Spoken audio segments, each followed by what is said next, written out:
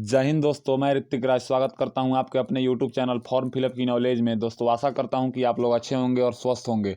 दोस्तों आज के इस वीडियो में आप लोगों को बताऊंगा कि HQ यानी कि हेडक्वार्टर बंगाल सब एरिया रिक्रूटमेंट 2022 जो HQ बंगाल सब area 246 AJC Bose road Alipur Kolkata में 2022 में बहुत बढ़िया 9 पोस्ट पे MTS में वैकेंसी निकली थी। इसका रिटन एग्जाम हो चुका है और रिजल्ट का जो लोग रिटन एग्जाम में गए थे वो लोग रिजल्ट का वेट कर रहे हैं और रिजल्ट आने के बाद जो लोग रिटन एग्जाम पास करेंगे उनका स्किल टेस्ट होगा, यानी कि जिसको हम ट्रेड टेस्ट भी बोलते हैं। और ट्रेड टेस्ट जो पास करेंगे उसके बाद फाइनल मेरिट आएगा और फाइनल मेरिट में जिनका नाम रहेगा उस 9 बच्चे को फाइनली सिलेक्शन दे दिया जाएगा MTS पे सिविलियन रिक्रूटमेंट में। तो अब हम यहाँ पे मैं आप लोगों को बताऊंगा कि इसका जो पूरी डिटेल्स है ना, पूरी डिटेल्स मैं आप लोगों को एक वीडियो में समझाऊंगा कि कैसे क्या हुआ था, रिटन एग्जाम में कितने बच्चे आए थे, किस कैटेगरी से कितने बच्चे आए थे, ये सब मैं आप लोगों को एक वीडियो में समझाऊंगा। तो दोस्तों अगर आप देख सकते हैं इसका जो ऑफलाइन मोड में अप्लाई था, क्योंकि ऑनलाइन आवेदन तो हम दिए नहीं थे, ऑफलाइन मोड में आवेदन दिए थे, बाई पोस्ट हम आवेदन दिए थे। 12 नवंबर 2022 को हम आवेदन स्टार्ट हुआ था और 2 दिसंबर 2022 को आवेदन का लास्ट डेट था। पोस्ट का नाम था MTS, यानी कि इसका पूरा नाम है मल्टीटास्किंग स्टाफ। जो सब काम कर दे वो मल्टीटास्किंग स्टाफ होता है। टोटल 9 पोस्ट पे वैकेंसी था, जिसमें सैलरी था 18,000 से लेकर 56,900, या 18,000 से लेकर 56,900, ये बेसिक पे होता है। इसमें DA, HRA और TPT यानी कि ट्रांसपोर्ट अलाउंस, TPT और DA ये सब जोड़ के लगभग 30,000 के रुपए में सैलरी आता है। ये 30,000 जो सैलरी है ना, इन हैंड सैलरी होता है, जिसमें से आपको NPS और कुछ डिडक्शन कर लिए जाते हैं। लगभग 27-28,000 रुपए सैलरी मिलते हैं। तो अभी तो मैं सैलरी पे बात नहीं करूंगा, अभी मैं इसके रिक्रूटमेंट से जुड़ी कुछ बात करूंगा। ये जो इसका एग्जाम डेट है ना, ये 22 जनवरी 2023 को इसका एग्जाम कंडक्ट किया गया था।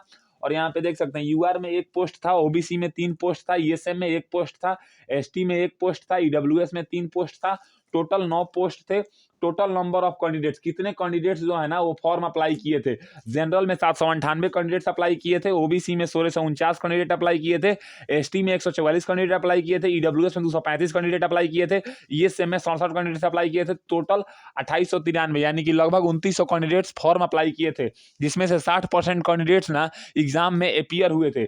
यानी कि अगर हम सबका एवरेज निकाले तो 798 में से अगर हम 40% माइनस कर देते हैं जनरल के लिए, तो लगभग 478 यानी कि 479 कैंडिडेट्स जो है ना वो जनरल में एग्जाम देने आए थे। और 1649 में से अगर हम 40% माइनस करते हैं, यानी कि 990 कैंडिडेट्स ना OBC में एग्जाम देने आए थे। अगर ST की बात करें तो 144 में से हम 40% माइनस करते हैं।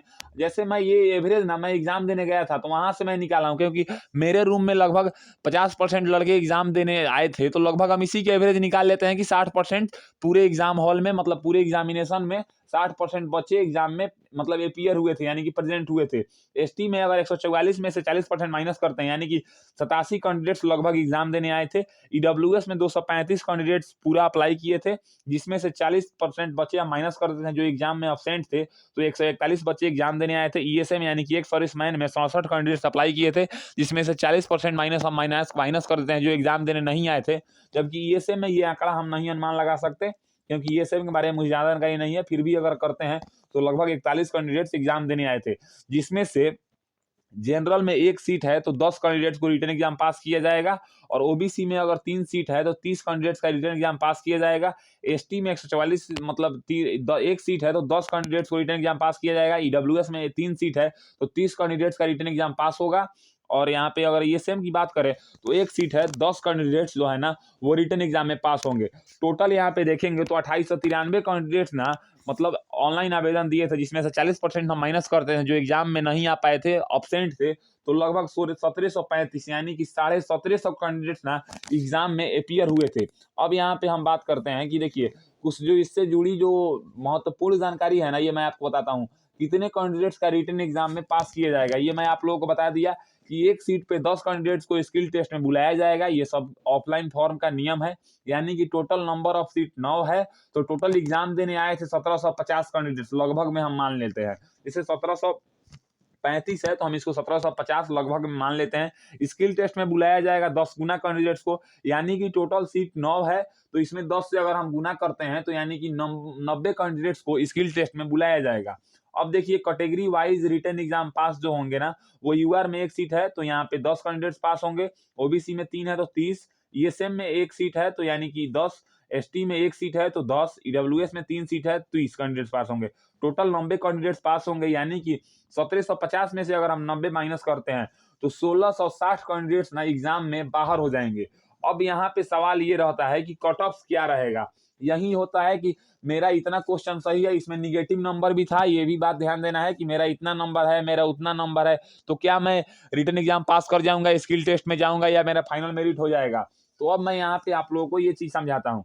जैसे अगर आप लोग देखेंगे तो यहाँ पे देखिए 478 कैंडिडेट एक सीट के लिए आवेदन दे रहे हैं जनरल में, मतलब एग्जाम दे रहे हैं। यानी कि 480 कैंडिडेट, लगभग 500 मान लीजिए, अगर 500 बच्चे एक सीट के लिए आवेदन दे रहे हैं तो स्वाभाविक सी बात है कि कट ऑफ ज्यादा जाएगा। यानी कि जनरल का कट ऑफ सबसे ज्यादा जाएगा। अगर मतलब मान लीजिए यहाँ पे लगभग 1000 कैंडिडेट्स 3 सीट के लिए आवेदन दे रहे हैं, यानी कि एक सीट पे यहाँ पे जनरल में 500 कैंडिडेट फाइट कर रहे हैं, और मतलब ओबीसी में एक सीट पे लगभग 350 या 333 कैंडिडेट फाइट कर रहे हैं। तो इसमें कट ऑफ जनरल से थोड़ा कम जाएगा। अब देखिए यहाँ पे एसटी में एक सीट पे लगभग 90 कैंडिडेट फाइट कर रहे हैं, तो इसमें ओबीसी से कट ऑफ कम जाएगा। अब यहाँ पे हम बात करें जनरल ईडब्ल्यूएस, यानी कि एक्स मतलब जो ईडब्ल्यूएस होता है ना, इकोनॉमिकली वीकर सेक्शन, इसमें 3 सीट पे 150 कैंडिडेट लगभग मान सकते हैं, यानी कि एक सीट पे 50 कैंडिडेट, तो इसमें भी कट ऑफ कम जाएगा। अब सवाल ये भी आता है, देखिए ईएसएम में 40, एक सीट पे 40 कैंडिडेट हैं, यानी कि सबसे कम जो है ना वो ईएसएम में एक सीट पे 40, ईडब्ल्यूएस में एक सीट पे 50, एक सीट पे एसटी में 90 कैंडिडेट्स, एक सीट में ओबीसी में 333 कैंडिडेट्स, और यहाँ पे जनरल में एक सीट पे 480 कैंडिडेट्स या 500 कैंडिडेट्स हम मान सकते हैं।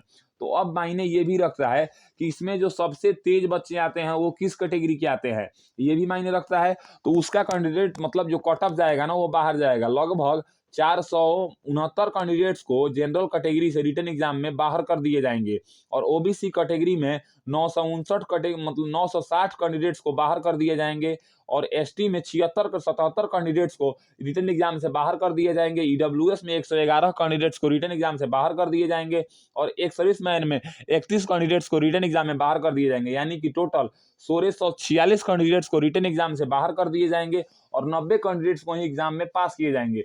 अब इसमें निगेटिव नंबर है, निगेटिव नंबर एग्जाम हुआ था, निगेटिव नंबर वाला एग्जाम हुआ था, तो कट ऑफ क्या रहेगा। तो देखिए क्वेश्चन का जो लेवल होता है ना ग्रुप सी में, वो क्वेश्चन लेवल आसान होता है, तो इसलिए कट ऑफ कभी भी 100 से कम कट ऑफ जा ही नहीं सकता।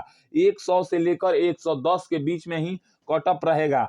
ये आप लिख के ले लीजिए। ये आंकड़ा जनरल में ज्यादा भी जा सकता है। और मैं देखिए अब सबसे बड़ी बात है कि यहाँ पे आप लोगों को टोटल जो एग्जाम देने कैंडिडेट गए थे उसका लिस्ट, कितने कैटेगरी में कितने बच्चे अप्लाई किए थे उसका लिस्ट, ये सब मैं आप लोगों को समझा दिया। एक सीट पे कितने बच्चे फाइट कर रहे हैं ये भी मैं बता दिया। तो आप लोग खुद से अनुमान लगा सकते हैं कि रिटन एग्जाम मैंने इतना क्वेश्चन बनाया है, मेरा आएगा कि नहीं आएगा, क्योंकि कट ऑफ का अनुमान लगाना मुश्किल है। क्योंकि कंपटीशन एग्जाम का नाम ही होता है कि अगर आप तेज नहीं भागोगे तो दूसरा सामने वाला आपको कुचलकर आगे निकल जाएगा। इसलिए आपको ज्यादा से ज्यादा बनाना है। इस तो बोर्ड एग्जाम है नहीं कि आप लोग अगर आप भी 100 क्वेश्चन बना लिए, मैं भी 100 क्वेश्चन बना लिए, तो दोनों एग्जाम नहीं पास होगा। दोनों में से कोई एक ही आदमी पास कर सकता है। तो जो सबसे अधिक बनाएगा वही पास कर सकता है। इसमें निगेटिव नंबर है तो 100 से ज्यादा कट ऑफ मैं नहीं बता सकता, क्योंकि निगेटिव नंबर होता है तो मतलब गलती भी करते हैं उसमें। तो अनुमानित मेरा यही अनुमान है कि अगर आपके जनरल तो नहीं लेकिन ओबीसी या ईडब्ल्यूएस, या अगर हम ईडब्ल्यूएस, ईएसएम और एसटी कैंडिडेट्स की बात करें तो ये 100 नंबर अगर आप लाते हैं, 100 नंबर से थोड़ा कम भी है तो आप स्किल टेस्ट में जा सकते हैं, लेकिन फाइनल मेरिट के लिए आपको 100 नंबर लाने पड़ेंगे। और वो मतलब यही आंकड़ा जनरल में जो है ना ये 110 जा सकता है, 110 तक कट ऑफ जा सकता है स्किल टेस्ट का। तो दोस्तों आशा करता हूं कि हेडक्वार्टर बंगाल सब area 246 AJC Bose road Alipur Kolkata 22 जनवरी को जो रिटन एग्जाम हुआ था उससे जुड़ी सभी डाउट्स आपके क्लियर हो गए होंगे। अगर मेरी दी हुई जानकारी आपको पसंद आता है तो मेरे वीडियो को लाइक कीजिए, और ऐसे ही इन्फॉर्मेटिव वीडियो के लिए मेरे चैनल को सब्सक्राइब कीजिए। अगर इसके अलावा भी आपको कोई डाउट आता है तो आप मेरे चैनल के इस वीडियो में कमेंट कीजिएगा, मैं आपके कमेंट के 24 घंटे के अंदर रिप्लाई देने का कोशिश करूंगा। और ऐसे ही ऑनलाइन ऑफलाइन भर्ती से जुड़ी किसी भी तरह का नोटिफिकेशन पाने के लिए आप मेरे चैनल फॉर्म फिलअप की नॉलेज को सब्सक्राइब कीजिए, और नोटिफिकेशन पाने के लिए बेल आइकन को ऑन कर लीजिए ताकि कोई नोटिफिकेशन आपसे मिस ना हो। जय हिंद दोस्तों।